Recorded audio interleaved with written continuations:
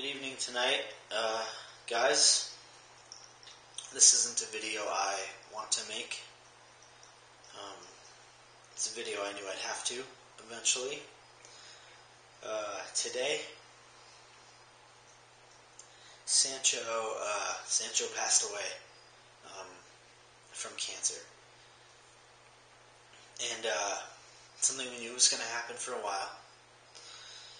It's not something I've come to terms with it, but I really haven't. For those of you that don't know, Sancho is my smallest male dragon. He's a rescue. Rescued him from a really bad situation where he was mistreated in a tank with 3 other dragons from a lady that really just miskept a whole boatload of reptiles. And so we took him home. His first night here, just for not having a place for him to sleep, he slept on my pillow with me. Sancho was, we don't know how old, but as a full adult, he was only about 380 grams. He's not very big, while being probably 19 inches long. It's only 380 grams, definitely small, but very big in spirit. Always ornery, always ready to fight. Wouldn't back down from anybody. I have males that are approaching 2 feet and 600 grams, literally, twice his weight, and, wouldn't back down from anything. Sancho quickly became one of my favorite dragons. It's always fun, a great personality, great feeder. Loved to run around the house at a favorite spot, would always just chill up on the skateboards. And, about a year and a half ago, he developed a mass on his jaw. And it was kind of pussy and seemed just infected. And, we had assumed it was just an infection because of the pus. We drained it as best we could, treated with antibiotics. He seemed to sort of get better, and then didn't. And then the mass kind of remained and would kind of come and go a little bit as the pus levels changed. We drained it several times, treated with antibiotics 3 different times, and removed kind of dead material in there. And eventually it kind of solidified, and we assumed it was mostly scar tissue at that point. Came back kind of bacterially clean, no pus. It was around that time we also then noticed a broken tooth in that area. Figuring that was the source of the infection, we didn't really think much of it. And at that point is when we kind of did a little bit of research, and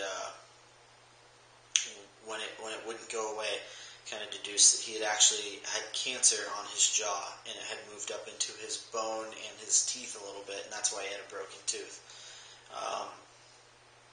And there really wasn't anything we could do for him. It's always my policy that, with these animals, you're taking them out of their natural habitat.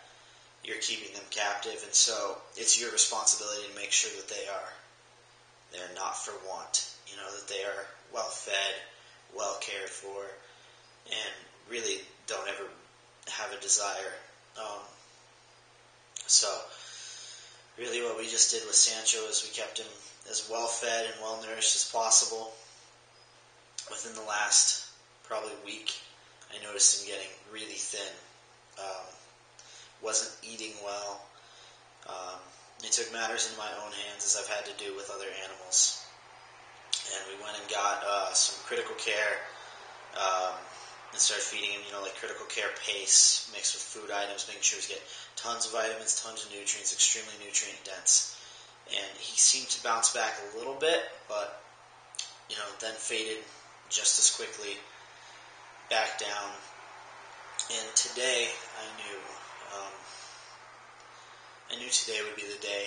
This morning he was no longer keeping down any of his food items. in his critical care paste, he was throwing it up and defecating it out and wasn't processing any of it. It was really clear that he was shutting down. So I knew it was just a matter of time. I just made sure that he had plenty of warmth, and I knew he'd be going today. So that's not how I choose to remember this animal. This animal lived, at least his last several years, lived a happy, carefree life. He took trips to the park. He had a pool out on the back porch. He got plenty of real sun, plenty of live food, all the roaches he could eat. This animal lived well, and this animal was strong. He was very strong. Never did he give up, and I think that's how we all should be. I think, neither should you.